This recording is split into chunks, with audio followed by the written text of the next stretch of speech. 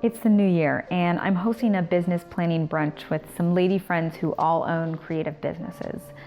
We're celebrating the progress we made in 2018 and discussing the things we want to achieve in 2019. Since this is the time for resolutions, I figured I would share my strategy for setting goals and achieving them. This is actually a preview of the goals lesson in my new class, Making Money for Artists. I used to waste a lot of time doing things that kept me busy but didn't get me where I needed to go in my illustration career. When I started writing down my goals every morning, first thing in the morning, and then just making sure I did one thing that got me closer to that goal every single day, I started seeing a lot more significant progress. I like to write my goals on my calendar so that they are highly visible every morning when I sit down to work. I think that knowing what you want is half of the battle of setting goals, but also not being vague with your goals is super important, because otherwise you still don't know what you need to be doing on a day-to-day basis to achieve those goals. So for example, when I set a goal, I don't say, oh, I want a new illustration client. I say, I want a children's book illustration client, because the more specific I get, the easier it is to figure out, okay, how am I gonna make this happen? So get really specific on how many new clients do I want? How many new Instagram followers do I want? How much money do I want to be making? Who are those clients? And then my goals need to have a deadline. So putting a deadline on it makes me actually work on it. If I just say, oh, I want an illustration client, that's a lot different than saying, I want a new illustration client by the end of the month. That deadline gives me the urgency to work on it right now.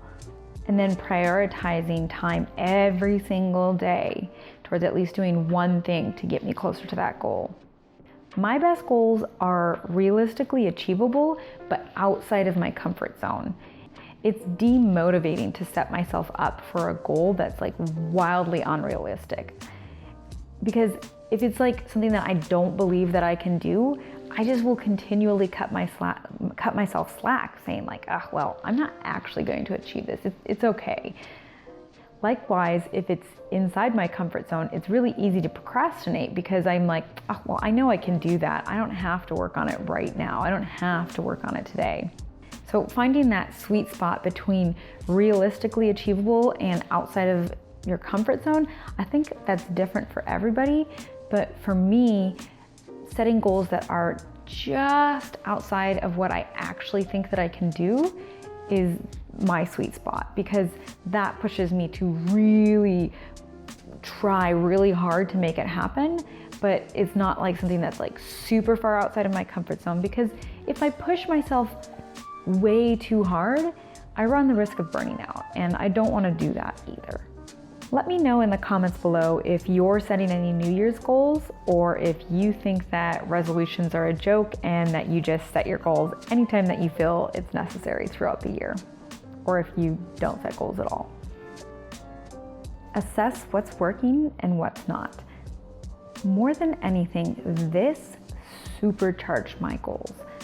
Every day I'd review what I had been able to achieve and why I'd been able to achieve it, and what I hadn't been able to achieve and why I hadn't.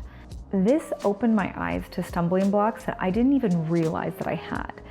So for example, when I didn't prepare meals ahead of time, I'd work to the point where I was hangry, and then I would spend a whole lot of time trying to figure out what I wanted to eat.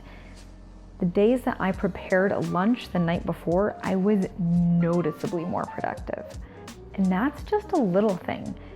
The insights I learned by examining what was working for me were equally helpful. I'm not sure who said this, but it might have been Bill Gates, but most people overestimate what they can do in a day and underestimate what they can do in a year. When I look back at 2018, I'm kind of blown away by how much I was able to accomplish. But when I look back to yesterday, a lot of times I'll be very unimpressed with the progress that I made. So I try and remember to cut myself some slack. As long as I'm doing something to achieve my goals every day, I'm happy. For my next video, I want to do a video on how I stay motivated to achieve my goals. And if that's something that you're interested in seeing, give this video a like so that I know that people are interested. One of my New Year's resolutions is to get more consistent on posting videos to YouTube.